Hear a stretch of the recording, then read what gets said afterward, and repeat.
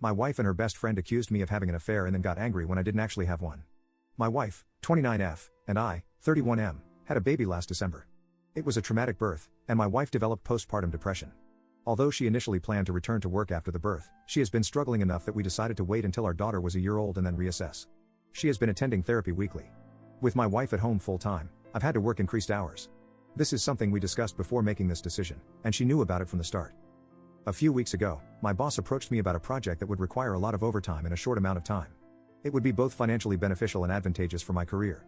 I talked to my wife about it, and she agreed that I should say yes to my boss. For the 4 weeks I'd be working on this, my mother-in-law and her best friend, Jessie, 29F, would come to help out with some of the duties that I typically handle. Jessie is a stay-at-home mom with a 4-year-old and a 2-year-old. She started coming over during the day and would watch the kids with my wife. 3 weeks into the project, it became clear that we'd need a few more weeks to get everything together. I went home that night and talked to my wife about it. She said she was okay with it but became very cold in the days after. It was an unusual behavior over the past few months, so I didn't think much about it and tried not to take it personally. During the last week of the project, I arrived home one night and noticed that Jessie was still at the house. I didn't think much about it, greeted her and my wife, and then went to check on our daughter. Before I could reach her room, I overheard Jessie saying something like, "He doesn't even stop to greet you." Definitely a sign. I turned around and asked what it was a sign of. Immediately, my wife started crying, and Jessie accused me of having an affair. She insisted that I must hate my wife because she has postpartum depression and that I'm not attracted to her because she gained weight from the pregnancy. Neither of these assertions are true. I'm doing my best to support my wife through her PPD while also caring for our family. I believe she looks great just the way she is now, and I haven't pressured her for intimacy as she hasn't expressed the desire for it. Jessie then demanded to see my phone. I told her no. She told me that's a sign that I'm guilty. I told my wife that I would let her see my phone if she wanted to. She nodded, and something inside me broke. I guess it was the thought that she actually believed I was having an affair really got to me. That she didn't trust me after everything we've been through. Well, she looked through the phone, and there was no evidence. Jessie started claiming that I deleted the evidence. She began screaming and woke up our daughter, so I told her to get out of the house. Eventually, she left, and I went to calm our daughter since my wife was still on the couch crying. When my daughter was asleep again, I sat down with my wife and tried to talk to her about what's been happening. She told me that she's been worried ever since I started working all the overtime. I reminded her that we had discussed what a good opportunity it was, and she agreed to letting me take on this project. She found it suspicious that we extended the length of the project. I explained that sometimes that happens. She wanted more evidence, so I showed her messages and emails with timestamps from work and pay stubs showing the overtime. She said she believed me and apologized for doubting me, mentioning that Jessie had been telling her these were all signs that I was cheating. I asked her why she believed Jessie more than me and why she didn't come to me with her concerns. She didn't have a real answer. It's been a couple of weeks, and the project is over. I scaled back and am trying to work a little less than I was before the project so I can spend more time with my wife and daughter. However, I feel burnout trying to do everything and becoming resentful because, in the back of my mind, I know that my wife doesn't trust me. I ask myself, what happens the next time I have a project? Or I have to run errands one day? Or if I have a business trip? Am I going to come back every time to accusations that I'm cheating? I've tried bringing it up a couple of times, but my wife tells me it's not the time and that she's tired or sad. I try to be mindful of her feelings, but I wonder if that means that I can never have any of my own. Update 1. A couple of people asked for an update, so I'm providing one, but it's not a happy one. That night, I approached my wife and told her that I was going to find a therapist.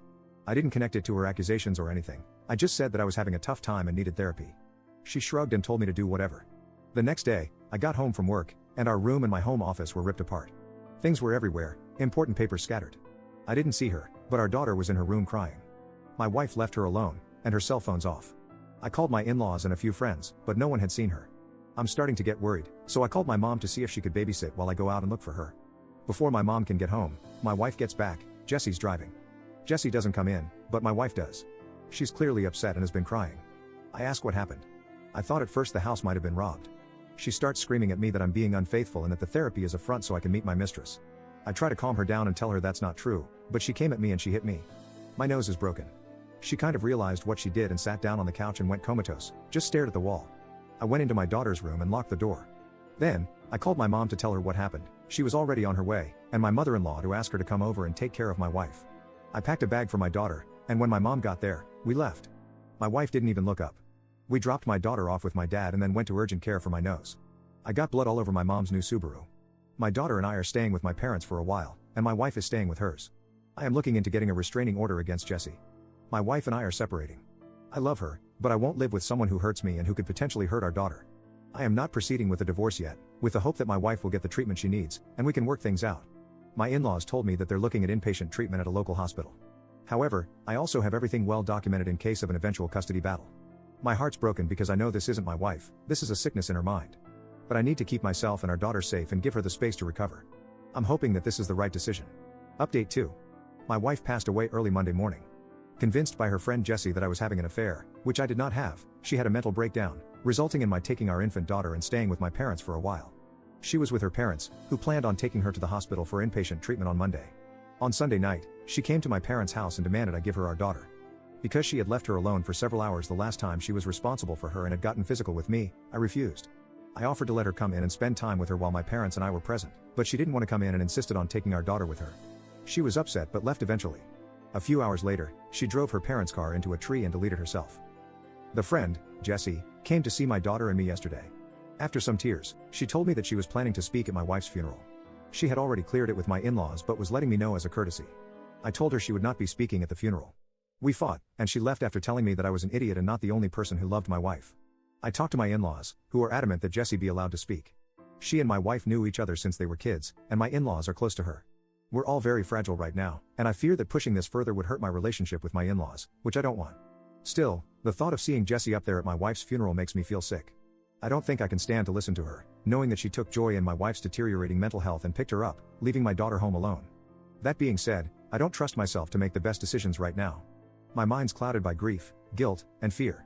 My parents are split on what to do, and I don't have the energy to reach out to my friends. So, I'm coming here again to ask for your advice. Thank you.